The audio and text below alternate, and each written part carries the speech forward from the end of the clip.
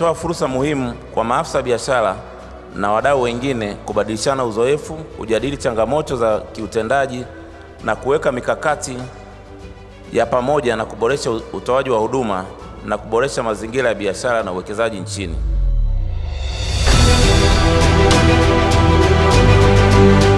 Niwaombe sana, nendeni mkadhibiti, mkakomeshe bidhaa feki. Na wakati mnaenda kutimiza huo wajibu wenu, kumbukeni mambo yangu matano nilowapa: ukweli, uaminifu, uchapakazi, muwe na utu na muwe wacha Mungu.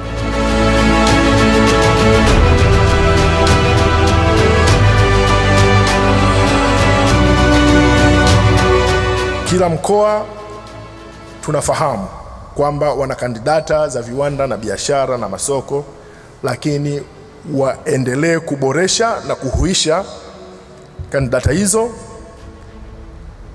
ili tujue kuna leseni ngapi, kuna wawekezaji wangapi katika maeneo gani, tujue maeneo ambayo yametengwa kwa ajili ya shughuli za kiuchumi, na taarifa hizo ziwe kwa wakati na ziwe na uthibitisho ambao unakubalika.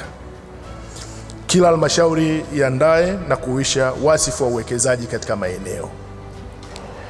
Ni jukumu lako afisa biashara, viwanda na biashara kuangalia fursa ambazo zipo ndani ya halmashauri yako na kuziibua, aidha kwa kutumia mitaji ya watu binafsi, taasisi za fedha, ama kujenga ushawishi kwa watu. Kuna watu ambao wana fedha lakini hawajafikiwa kushawishiwa kuona fursa ambazo zimewazunguka.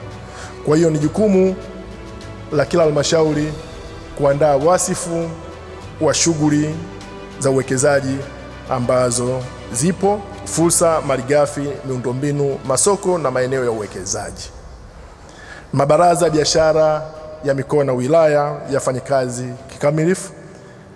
Mikutano yao ifanyike kwa mujibu wa ratiba. Hoja za sekta binafsi zirekodiwe, zipangiwe muda wa kutatuliwa na mrejesho utolewe kwa wadau wote. Maeneo ambayo yametengwa kwa ajili ya viwanda na wajasiriamali yaendelezwe. Tuna 5% ambayo Dr. Samia Suluhu Hassan ameirudisha kwa halmashauri kwa ajili ya ujenzi wa miundombinu. Naomba tulichukulie hili swala kama baraka kwetu na kama fursa ya kihistoria ambayo kupitia hiyo tumeambiwa zaidi ya bilioni 72 ambazo zitatoka kwenye halmashauri zitajielekeza kwenye ujenzi wa miundombinu.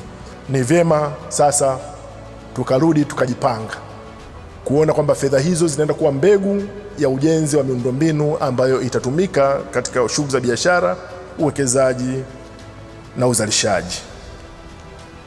Ni vyema halmashauri zishirikiane na watu wa ardhi, watu wa maji na nishati pamoja na miundombinu ya barabara katika kuhakikisha kwamba miundombinu ambayo inatengenezwa inaenda kuongeza tija kwa wafanyabiashara wetu.